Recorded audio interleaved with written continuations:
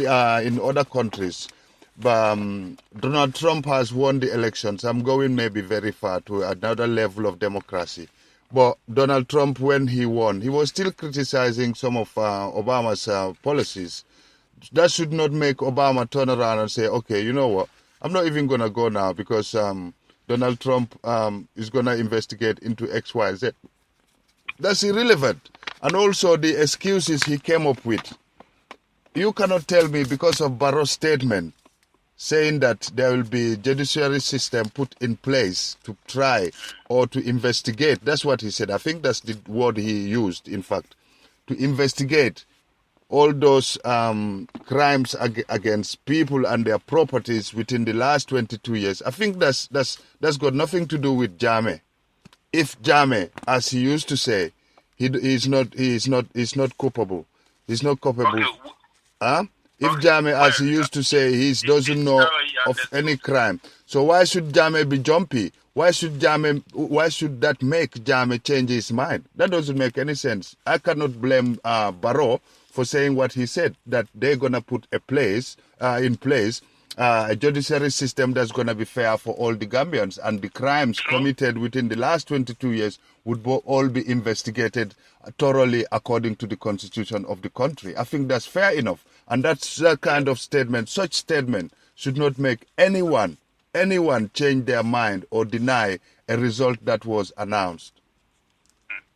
But this is how you understood. This what, sorry? I said this is what he understood. But coming back to the issue in Gambia again, I was going to say the UA African leaders, if they're wise enough, maybe they should go and try to speak to Jammeh, one way or another. But Jammeh is not welcoming anyone. Jammeh is not open to discussion. That's the problem. Yes. Because the first leg... Eventually, he will. Because there's no way you will just try to be by yourself when in Africa. It's impossible. You know, they could take some sanction against you. You will not survive. Gambia is a small country. All the countries around you could close their door. No, it's not all the countries. It's only one country, which is Senegal, and that's why Senegal is very, very critical in this case. It's one country. Through air, you cannot go out of Gambia without passing either aerial. If you could flying through air, you're gonna have to pass through the Senegalese airspace. If you are in boat, by sea, you're gonna have to pass through the Senegalese waters. So therefore, there's no other way you can get out of the Gambia without passing through Senegal, one way or the other. You're gonna have to. Yeah, good. Which is good. So they could all come together and try to speak to Jammeh. As I said, with the weeks coming, we will know more. No, there will be no.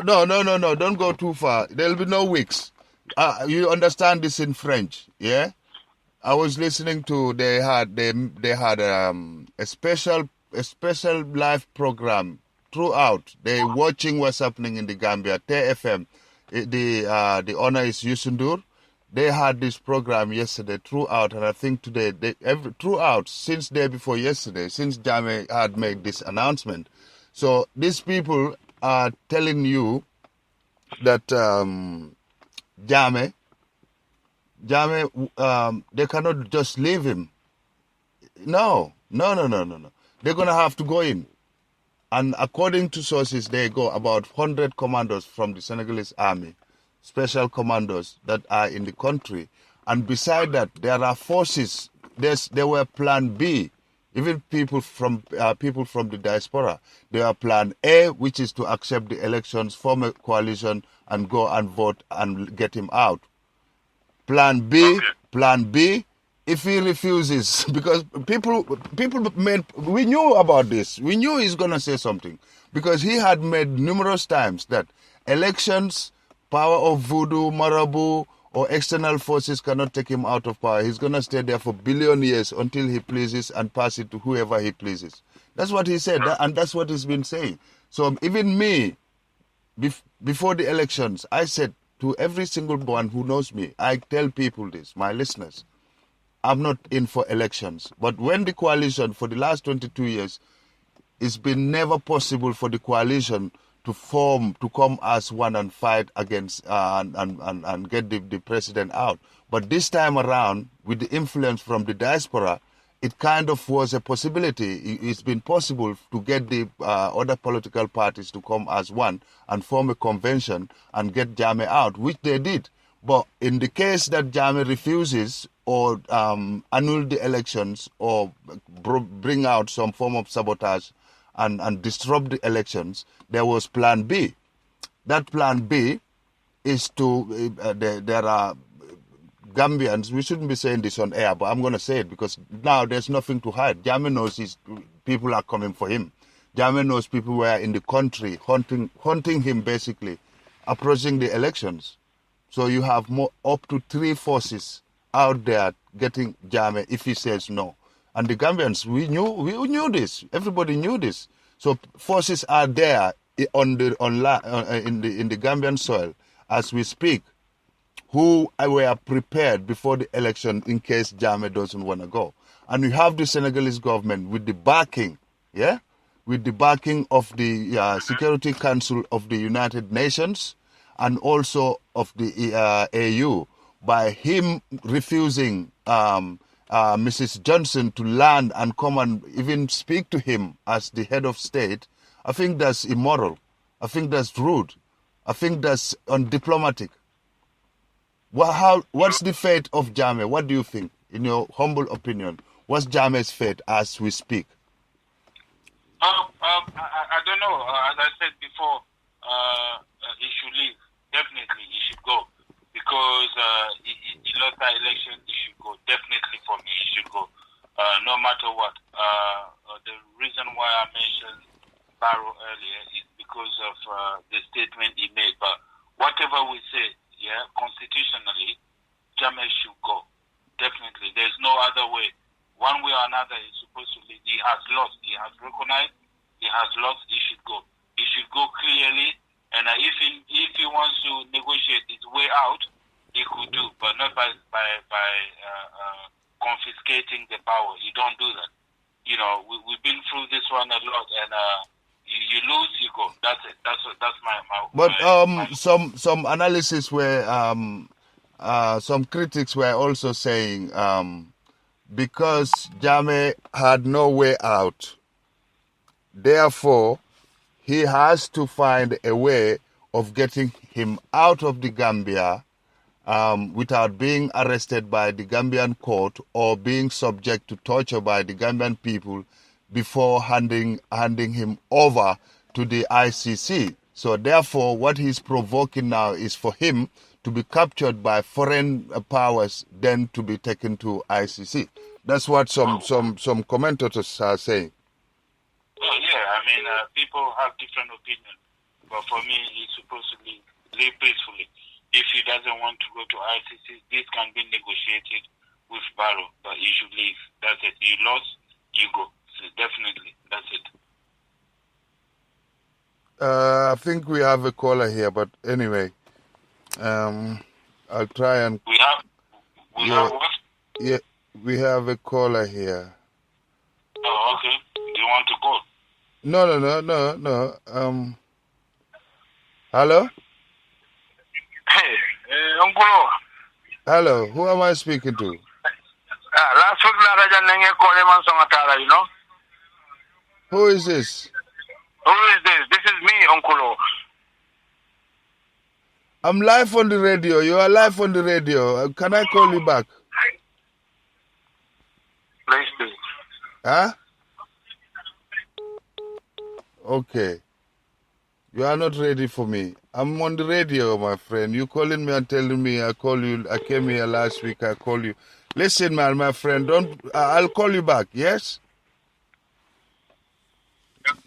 Somebody interrupted my. I don't even know his name. You know, I don't know who the person is. Anyway, that's not important. Apologies for the interruption there. I apologize. I was gonna add him to the call because I thought he's calling the radio, but he's calling my number for what? He's telling me, he called me, he came here last week, he called me, I didn't pick up. Anyway, I don't work for him, by the way. Anyway, Okay. yeah, so I said the last question was Jammeh's exit. What's Yeah. Jammeh's fate in your mind? What do you think Jammeh's fate is going to be? I think he's afraid. He's afraid. That's it. As I said, if you want to leave, negotiate your exit. Or whatever you're going to do, has to be done. It's, for me, I believe in justice. I said earlier again that it's a strategy that Barrow lack of. You shouldn't have said that. Otherwise, you take power, then you could pursue Ahmed, Jammeh any time. But because you said that before you left the power, before you even take control of the country, that's why you got scared. Otherwise, after 22 So you mean years, you mean Jammeh got scared by Barrow's announcement of what? Yeah, of course, definitely, he got scared. He knew that him and one of his all his leaders and army guys, they might be going to ICC. He didn't want to hear that. That's the reason of the U-turn. He was trying to be nice, but Barrow was not kind of nice. He wanted to do the European way. We're taking you to jail, which it could have been done.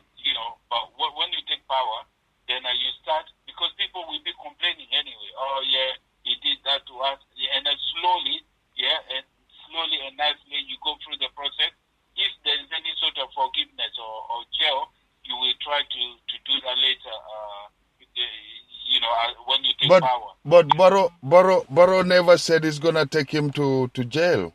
Yeah, but he didn't say Jammeh directly. But when you say, first of all, when you decide before you take power that you're going to go back to ICC, then try to pursue. Come on, if you are a political leader, if those two sentences, you cannot analyze yourself, then you're not a politician. Do you understand?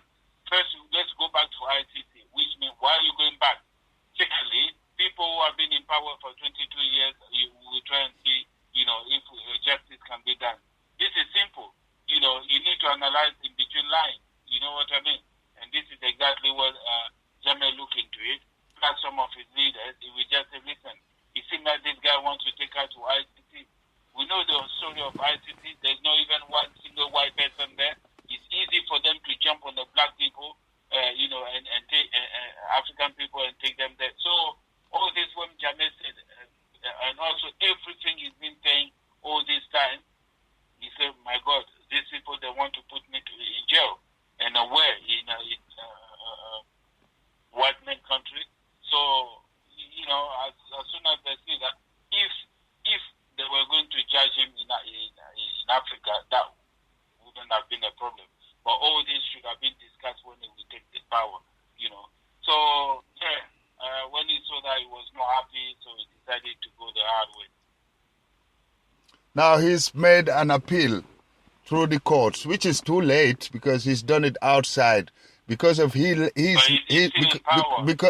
might still be in power, but still being in power is irrelevant of you not having to follow the rules in the constitution. Meaning he is outside the appeal period. It should be 7 days. Those 7 days have elapsed now. Meaning it's outside the appeal period. As I said, let's see how the issue is going to develop in the next few days. There's no other development. I'm sure you understand this in French better than I do. There will The commission, the Security Council Commission, translated in French, it says it clearly. Sans condition, sans délai. What does that mean in English? With no condition, with any sort of deadline, meaning they have voted for him on there, trying to victimize and trying to single out his supporters, and that's unacceptable. Therefore, he's going to take steps around that. Then he went around and also promoted several ranks within the National Army of the Gambia into a higher rank, more than up to 300 people, according to sources. And I've watched it, in fact.